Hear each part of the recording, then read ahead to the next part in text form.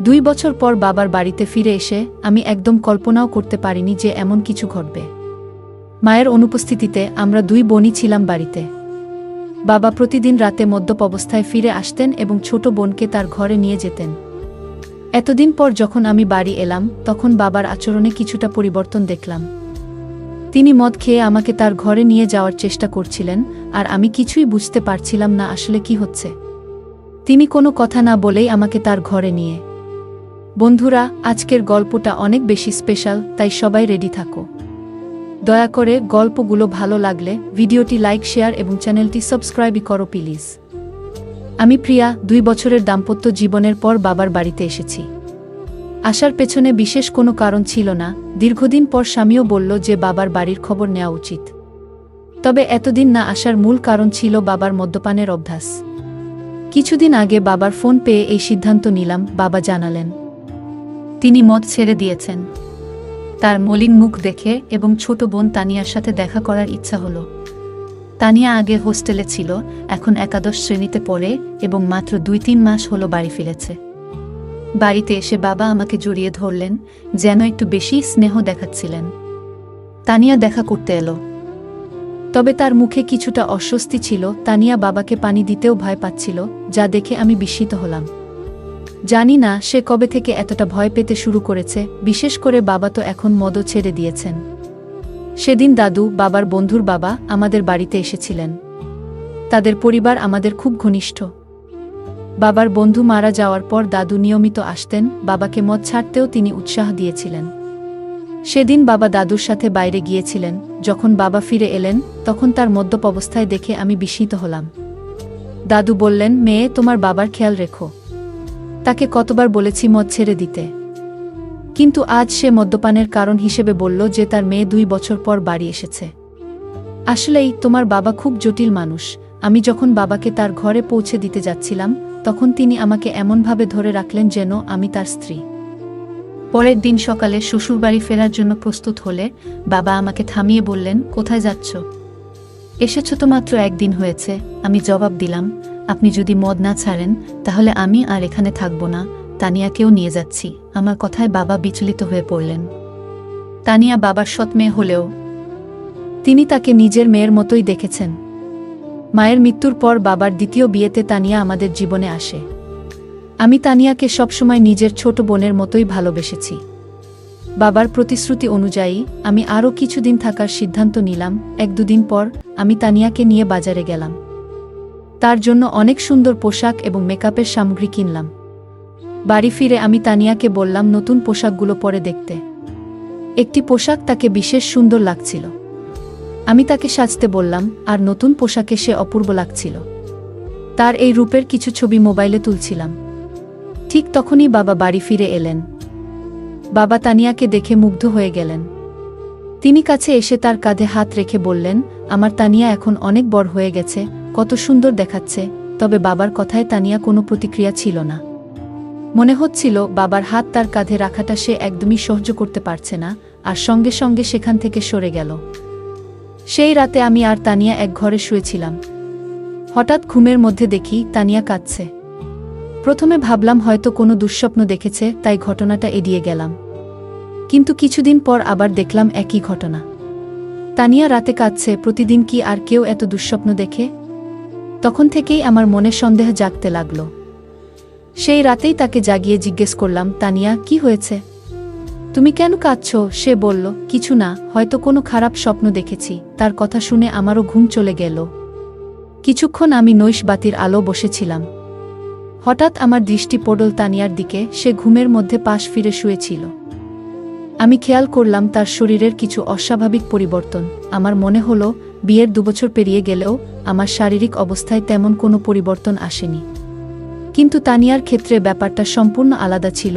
তার শারীরিক পরিবর্তনগুলো স্পষ্ট ছিল। বাড়িতে ফিরে আমি লক্ষ্য করলাম তানিয়া সবসময় ঢিলেঢালা পোশাক পরছে এবং নিজেকে আড়াল করে চলেছে। তখন বুঝতে পারলাম এর পেছনে নিশ্চয়ই কোনো কারণ আছে। মাত্র 17 বছরের একটি মেয়ের শরীরে এত পরিবর্তন কিভাবে হলো তা ভেবে আমি অবাক হলাম। কৌতূহলী হয়ে আমি তার কলেজের কয়েকজন বন্ধুর সাথে কথা বলি এবং জানতে চেষ্টা করলাম তানিয়ার কি কোনো বিশেষ বন্ধু আছে? সবাই এক কথায় জানালো যে তানিয়া মোটেও সে ধরনের মেয়ে নয়। সে কখনোই দায়িত্বহীন ছিল না। তবে সমস্যা কোথায় তা আমার বুঝতে হবে। সেই রাতে যখন আমি ঘুমাচ্ছিলাম, হঠাৎ দেখি বাবা ঘরে এসে তানিয়াকে নিয়ে বাইরে চলে গেলেন। আমি সবকিছু চোখের আড়াল থেকে দেখছিলাম, কিন্তু কিছু বলতে পারলাম না। অনেকটা সময় পার হয়ে গেল, তানিয়া তখনও ঘরে ফিরছিল না। অবশেষে যখন সে ফিরে এলো, আমি খেয়াল করলাম তার হাঁটা স্বাভাবিক নয়, সে বেশ অস্বস্তি নিয়ে চলাফেরা করছে।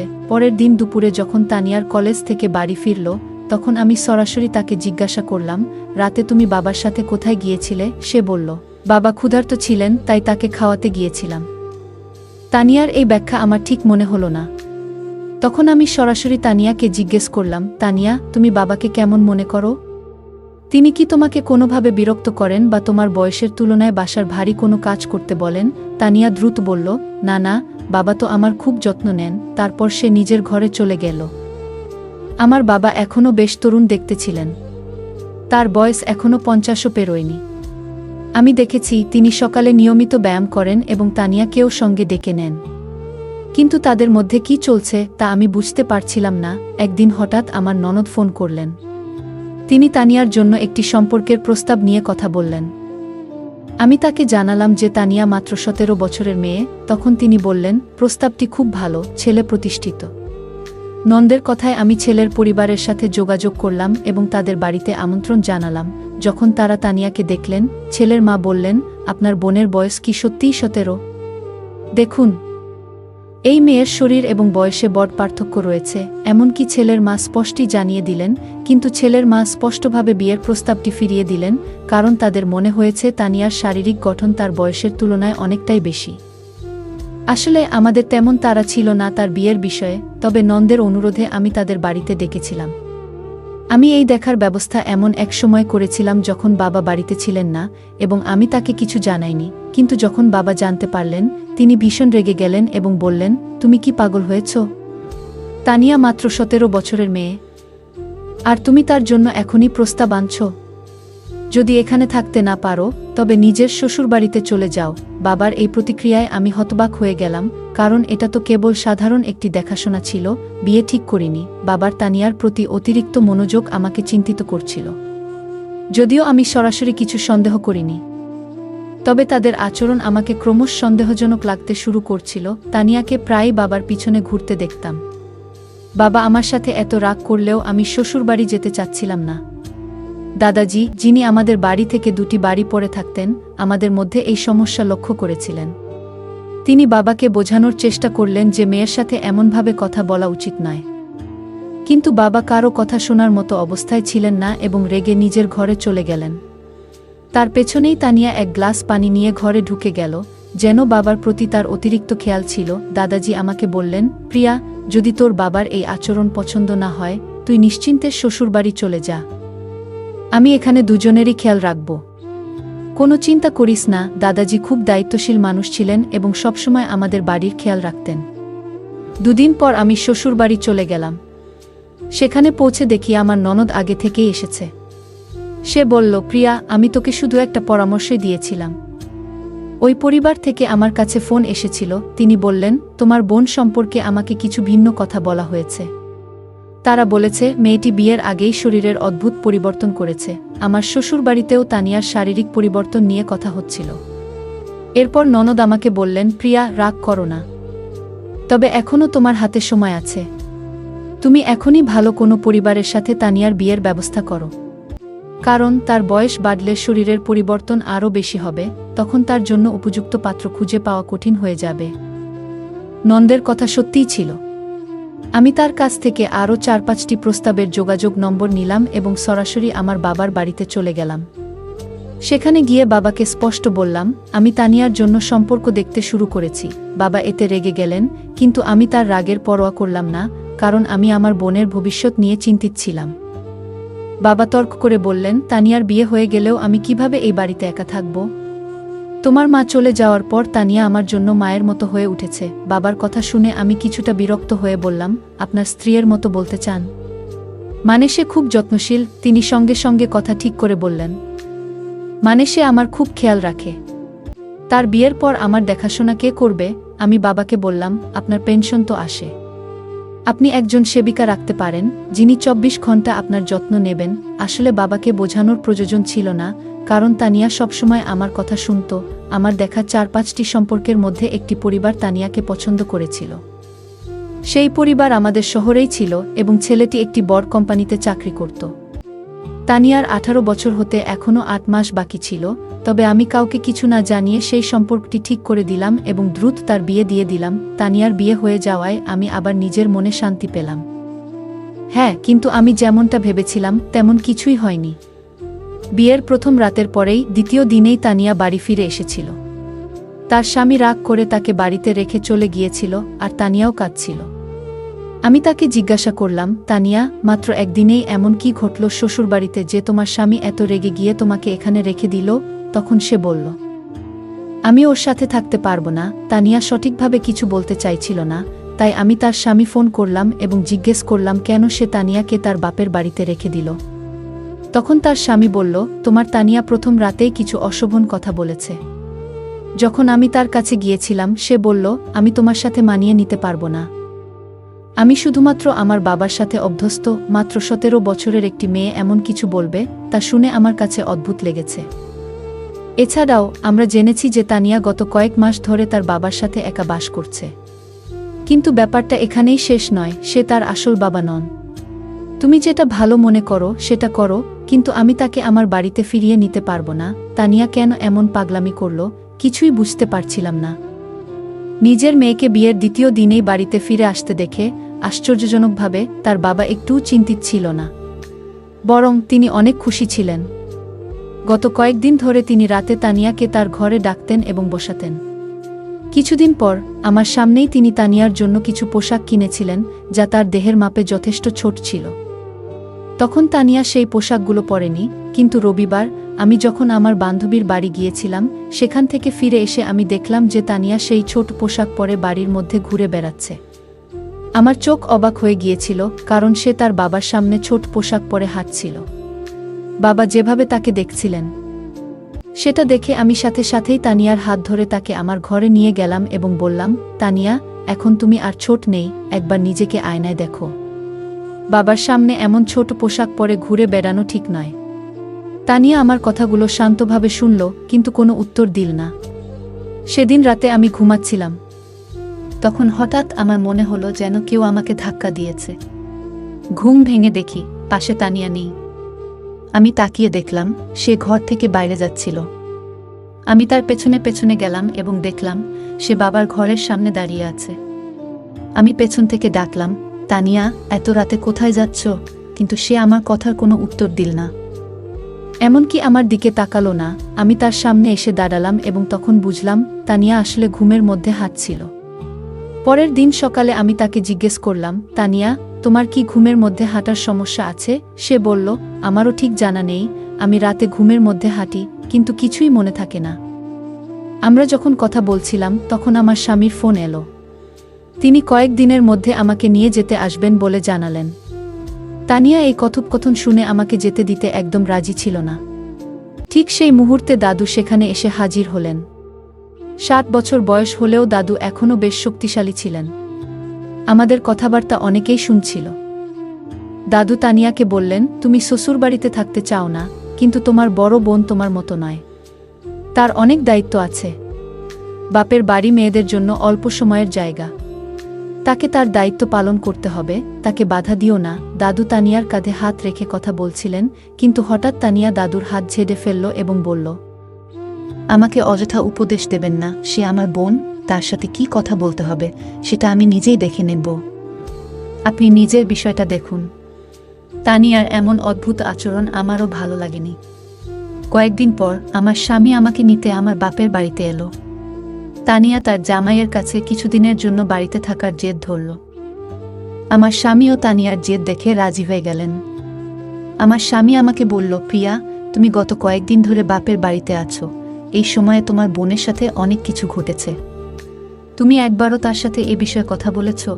আমি বললাম, এ নিয়ে কথা বলার কি আছে? যা হচ্ছে সবই সে নিজের ইচ্ছেতে করছে। আমার কথা শুনে স্বামী শুধু মাথা নাড়ল, কিছু বলল না। সেদিন রাতে আমরা একসাথে ঘুমাতে গেলাম, আর তানিয়া তার বাবার ঘরে ঘুমাচ্ছিল। পরের দিন আমরা সবাই ছোট্ট একটি ট্রিপে যাওয়ার পরিকল্পনা করেছিলাম। সকালে উঠে দেখলাম তানিয়া বাবার ঘর থেকে বের হয়নি। আমি বাবাকে জিজ্ঞেস করলাম, তানিয়া কোথায়? বাবা বলল, বাড়ির মধ্যেই কোথাও আছে। তাকে খুঁজতে খুঁজতে আমি ছাদে গেলাম। সেখানে দেখলাম তানিয়া এক কোণে বসে কাঁদছে এবং বারবার তার পেট চেপে ধরছে। আমি বললাম, তানিয়া, তোমার কি পেট ব্যথা করছে? তুমি এখানে একা বসে আছো কেন? সে কোনো উত্তর দিতে চাচ্ছিল না। আমি আবার বললাম, তানিয়া, তুমি তো তোমার জামাইকে এখানে থাকার জন্য জেদ করেছিলে। তোমার জামাই পুরো ট্রিপের আয়োজন করেছে। আমরা বাইরে ঘুরতে যাচ্ছি আর তুমি এখানে কাঁদছো। ঠিক করে বলো, কি হয়েছে তোমার? আমি যখন কথা বলছিলাম, হঠাৎ তানিয়া আমাকে জড়িয়ে ধরে আরও জোরে কাঁদতে শুরু করল। সে বলল, দিদি, আমি কোথাও যেতে চাই না, তুমি বাবাকে নিয়ে যাও। আজ আমি আমার স্বামীকে ভীষণ মিস করছি। তানিয়া হঠাৎ করে তার স্বামীকে কেন এত মনে পড়ছে সেটা আমি বুঝতে পারছিলাম না। আমি তানিয়ার কথা কিছুতেই বুঝতে পারছিলাম না, তাই তাকে ঘরে নিয়ে এলাম। ঘরে এসে সে নিজের ঘরে ঢুকে চুপচাপ হয়ে গেল। তখন আমি বাবাকে বললাম, তানিয়ার শরীর হয়তো ভালো নেই, কাল তাকে নিয়ে বাইরে ঘুরতে যাব। বাবা সেদিন ছুটিতে ছিলেন, কিন্তু হঠাৎ মনে পড়ল জরুরি কিছু কাজ বাকি আছে। তিনি বললেন, তোমরা ঘুরতে যাও, আমি কাজে যাচ্ছি। বাবার আচরণ আমার কাছে অদ্ভুত লাগল। তিনি বাড়িতে থাকার কথা বলেছিলেন, অথচ এখন কাজের অজুহাত দিচ্ছেন। তানিয়া বলল, আমি যতই অসুস্থ থাকি তোমাদের সাথে বাইরে যাব। আমি জানতাম তার শরীর ভালো নেই, তাই বললাম, আজ তুমি বিশ্রাম করো, কাল আমরা বাইরে যাব। পরে বাবা আর তানিয়া আমাদের সাথে বাইরে গেলেন না, কিন্তু আমি আর আমার স্বামী ঘোরার পরিকল্পনা বাতিল না করেই বেরিয়ে পড়লাম। সন্ধ্যায় তানিয়া স্বামীকে নিয়ে বাড়ি ফিরে দেখি তানিয়ার ঘর থেকে কিছু অদ্ভুত আওয়াজ আসছে। তার সেই আওয়াজ শুনে আমরা ভীষণ ভয় পেয়ে গেলাম। আমরা দৌড়ে তার ঘরের কাছে গেলাম, কিন্তু ঘরের দরজা ভেতর থেকে বন্ধ ছিল। আমার স্বামী দরজাটা ভেঙে ফেলল, আর ভেতরে যা দেখলাম তা দেখে আমরা যা দেখলাম তাতে আমরা গভীরভাবে বিচলিত হয়ে পড়েছিলাম। আমার 17 বছরের বোন তানিয়া এমন একজন বৃদ্ধের সাথে ছিল যার আচরণ একেবারেই অনুচিত ও অপ্রত্যাশিত ছিল। সেই দৃশ্য দেখে আমার স্বামী প্রচণ্ড রেগে গিয়ে সরাসরি সেই ব্যক্তির দিকে এগিয়ে যায় এবং তাকে জিজ্ঞাসা করতে শুরু করে। যখন আমরা বাড়ি থেকে বাইরে ছিলাম তখন শুধু বাবা আর তানিয়া ছিল ঘরে, কিন্তু যেটা ঘটছিল তার কেন্দ্রে ছিল এক প্রবীণ ব্যক্তি যিনি প্রায় 60 বছরের। আমি বাবার ঘরে গিয়ে দেখি তিনি সম্পূর্ণভাবে অচেতন অবস্থায় পড়ে আছেন। ঠিক সেই মুহূর্তে তানিয়া আমার কাছে ছুটে এসে জড়িয়ে ধরে। আমি তাকে শান্ত করে জিজ্ঞেস করলাম, তানিয়া, আসলে কি ঘটছে? এই ব্যক্তি কি তোমার সাথে এর আগেও এমন কিছু করেছে? তানিয়া চোখ মুছতে মুছতে বলল, হ্যাঁ দিদি, দাদু অনেকবার আমার প্রতি অন্যায় আচরণ করেছে। এমনকি গতকাল রাতেও তার আচরণ খুবই খারাপ ছিল। দাদু বাবাকে কিছু টাকা ঋণ দিয়েছিলেন, কারণ বাবার বাজে অভ্যাসের জন্য আমাদের বাড়িটা প্রায় বিক্রি হওয়ার পথে ছিল। তখন দাদু আমাদের সাহায্য করেছিলেন। বাবা সেই ঋণ শোধ করতে না পারলে হয়তো আইনগত সমস্যায় পড়ে যেতেন। সে সময় আমি ভেবেছিলাম দাদু একজন ভালো মানুষ, কিন্তু পরে বুঝতে পারলাম তার আসল চেহারা অন্যরকম। দাদু প্রায়ই বাড়িতে এসে বাবার সাথে মদ খেতেন, আর বাবা ঘুমিয়ে পড়লে আমাকে অত্যাচার করতেন। গতকালও একইভাবে আমাকে হুমকি দিয়ে বললেন, কাউকে বললে বাবাকে জেলে পাঠাবেন। এতদিন এসব সহ্য করেছি, কিন্তু তোমাকে বলতে পারিনি। তুমি আমাকে সবসময় ভুল বুঝেছ, কখনো পাশে দাঁড়াওনি। বাবাকেও কিছু বলতে পারিনি, কারণ তিনি বারবার মদের মধ্যে ডুবে যেতেন। বাবাও সবসময় আমার সাথে রাগ করতেন, আর আমি কিছুই করতে পারতাম না। বিয়ের পরও সেই বৃদ্ধ লোকটার কথা মনে পড়ত, যা আমাকে কষ্ট দিত। এজন্য রাতে ঘুমের মধ্যে অজান্তেই কিছু বলতাম, কখনো বাবার নামও বেরিয়ে আসত। আমার স্বামীও আমাকে বুঝতে পারেননি। বিয়ের 2 দিন পরেই আমাকে বাপের বাড়ি রেখে চলে যান। তানিয়ার কথা শুনে আমার চোখে জল এলো। তার স্বামী ও দুলাভাইও কাঁদছিলেন। আমি তাকে না বুঝেই সবসময় রাগ দেখিয়েছি, বড় বোন হিসেবে আমার দায়িত্ব পালন করিনি। আমি তানিয়ার কাছে ক্ষমা চাইলাম। বাবা যখন সব জানলেন তখন নিজেকে দোষী ভাবতে লাগলেন। মদের নেশায় তিনি আমাদের পরিবারকে বিপদে ফেলেছিলেন। আমি তানিয়াকে কিছুদিন নিজের কাছে রাখলাম। তার মানসিক অবস্থার উন্নতি হল। 18 বছর বয়সে তার স্বামী আবার তাকে বাড়ি নিয়ে গেল। অতীত মেনে নিলেও তানিয়ার সহ্য করা কষ্টের পূরণ আমাদের কারো পক্ষে সম্ভব ছিল না। আমরা সেই বৃদ্ধ লোকটাকে পুলিশের হাতে তুলে দিলাম। এবং সে শাস্তি পেল যা তার প্রাপ্ত ছিল। বন্ধুরা, বাচ্চাদের যত্ন ও ভালোবাসা গুরুত্বপূর্ণ। পরিবারের সবাই মিলে নিয়মিত কথা বলা ও নজর রাখা উচিত, যাতে তারা সুখী থাকে এবং কোনো চাপের মধ্যে না থাকে। গল্পটা কেমন লাগলো জানাতে ভুলবে না। আরও মজার মজার রোমান্টিক গল্প শুনতে চাইলে ভিডিওটি লাইক, শেয়ার এবং চ্যানেলটি সাবস্ক্রাইব করতে এবং বেল আইকনটি ক্লিক করতে ভুলবে না। ধন্যবাদ।